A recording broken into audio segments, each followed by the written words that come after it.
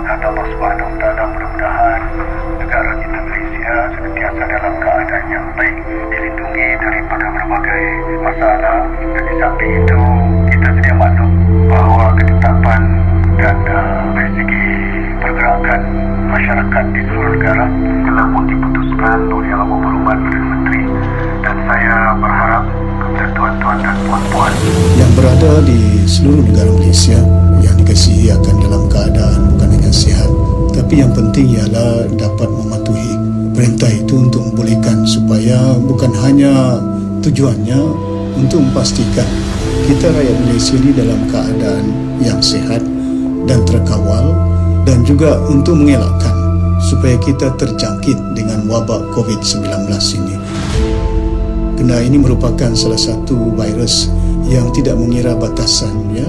Masyarakat yang ada, kalau ada hubungannya, contact point, ya, maka mereka ini mudah terjangkit.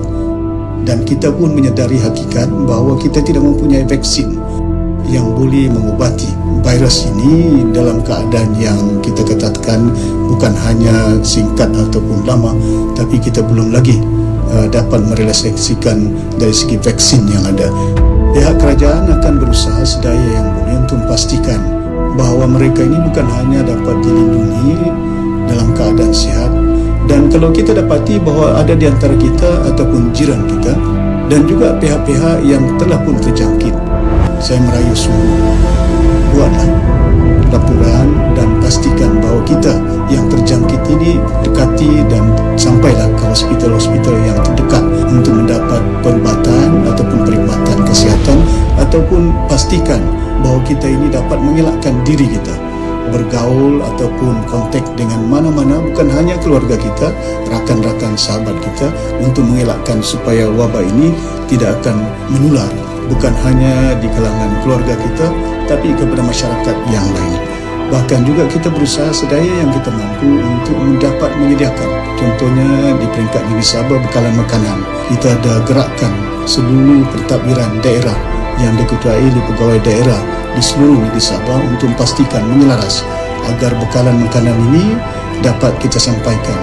Dan saya jangka dan saya sedar bahawa akan ada pihak-pihak yang target group yang mungkin tidak kesampaian. Dalam pada itu, kalau saya dah minta kepada semua pegawai-pegawai daerah kenal pasti mana yang ada dalam senarai, mana yang belum dapat, maka insyaAllah kita akan usahakan untuk mereka ini akan dapat bekalan makanan yang ada.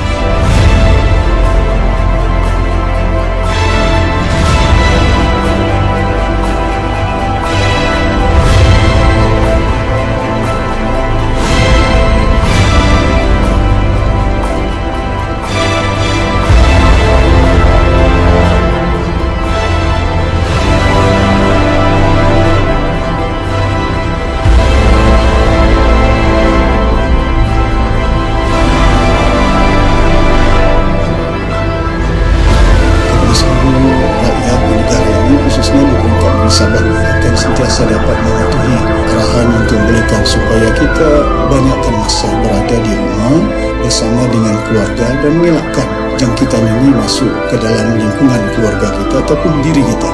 Bahawa kita mempunyai command center talian 088 369 430 atau laman web resmi di covid19.sabah.digital yang ada. Kita doakan semoga kita rakyat Malaysia dan juga negara kita sentiasa dapat perlindungan daripada Allah SWT.